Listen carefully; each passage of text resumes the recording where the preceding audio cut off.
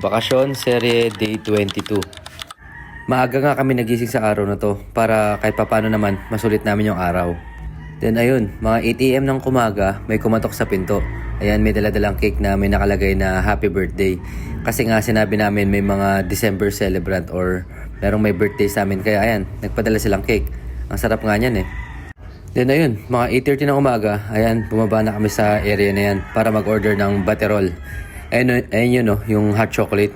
Napakasarap, napaka-creamy, talagang nakaka-addict. Ngayon lang ako nakatikim ng ganito eh. Usually, yung mga instant lang yung iniinom ko, pero ito, kakaiba talaga, masarap. Then si Sam naman, ayan, nag-order din ng ube ensaymada. Then after, ayan, naglakad na papunta sa parking. Ayan nga ilalakaran mo, oh, diba? Napaka-festive. Buhay na buhay pa rin kahit na, January na. Then ayun, nag-drive na kami. Mga 2 or 3 minutes lang yata. Nandito na nga kami sa Chocolate de Baterol. Kasi nga, dito kami magbe-breakfast. Then ayun, dyan, pinapakita nga dyan kung paano ginagawa yung hot chocolate or yung tinatawag na Baterol. Ayun, mano-mano. Pero hindi na kami nag-order.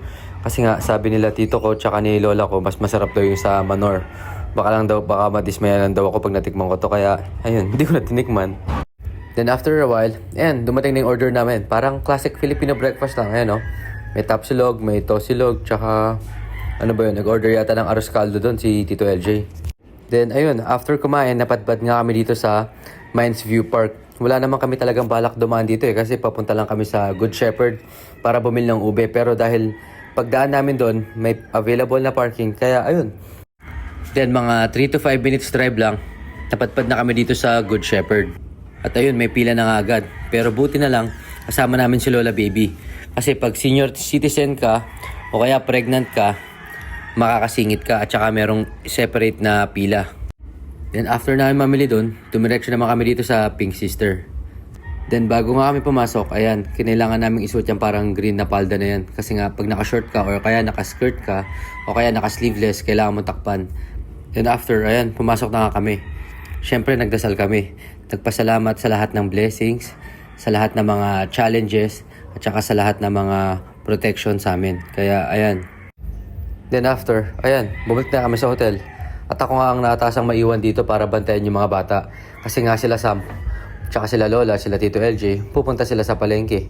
Mamimili sila at di na kami sumama dahil nga mahirap yung parking doon, tsaka para mabilis na lang. Dahil nga, babiyahe pa sila Tito LJ mamaya pabalik ng Manila.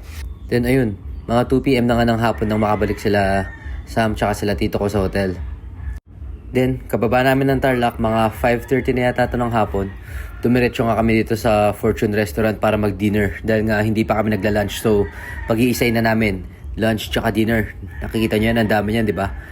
Halos naubos lahat yan. Natira na lang yung mga broccoli, tapos kanin, tsaka yung konting pansit.